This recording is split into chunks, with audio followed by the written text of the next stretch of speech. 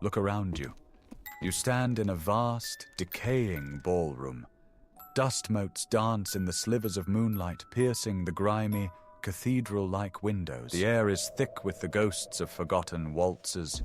You see them, don't you?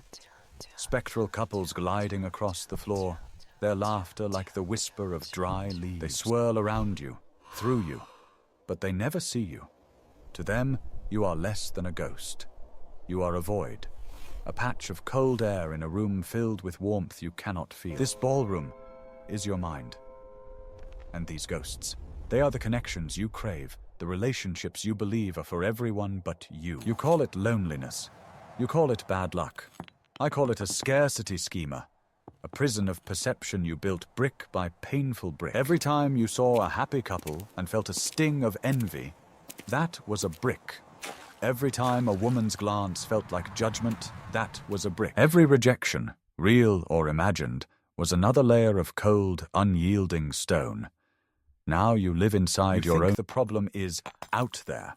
You think you need better words, a better look, more money. You're trying to redecorate the prison cell, not escape it. This isn't an accident.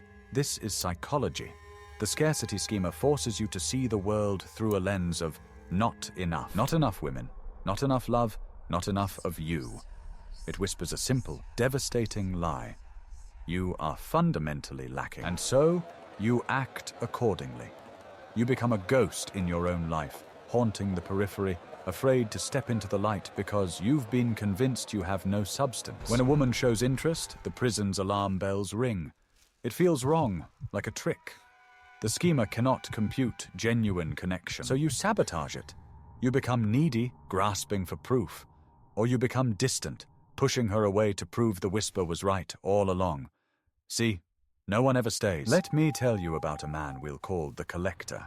Perhaps you know him. The Collector believed abundance meant collecting yeses.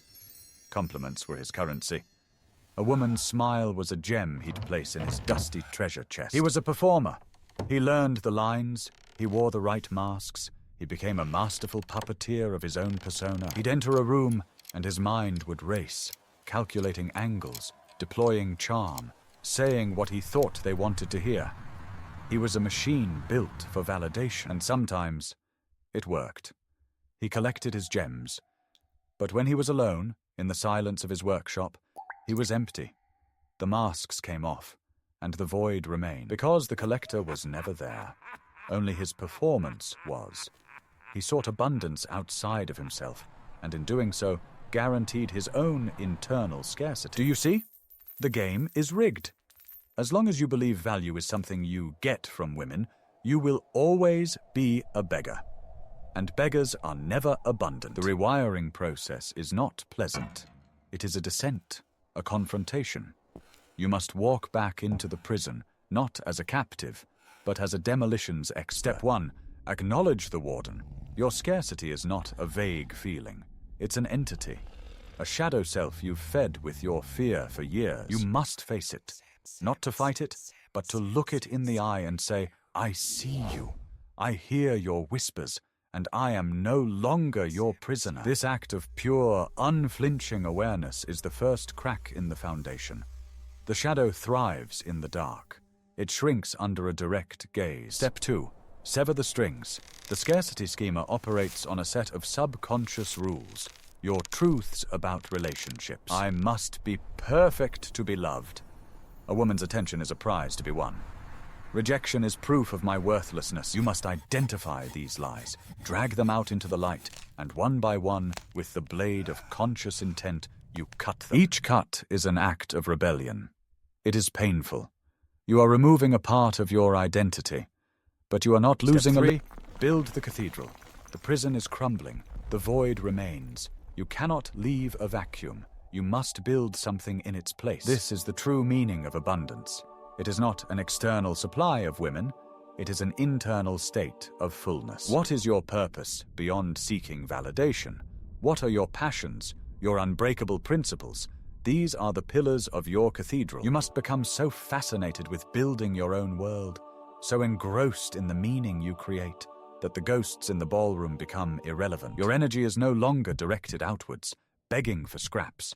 It is directed inwards, building a structure so magnificent, so authentically you, that it generates its own gravity. This is the great paradox.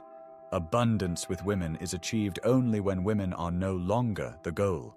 Your fulfillment becomes the goal. You stop being a collector of gems and become the mine. Rich, deep, and possessing an intrinsic value that is not dependent on who comes to dig. And then a funny thing happens. The world notices. Not the performance, but the authenticity. Not the neediness, but the self-possession. Someone stands at the entrance to your world. A woman.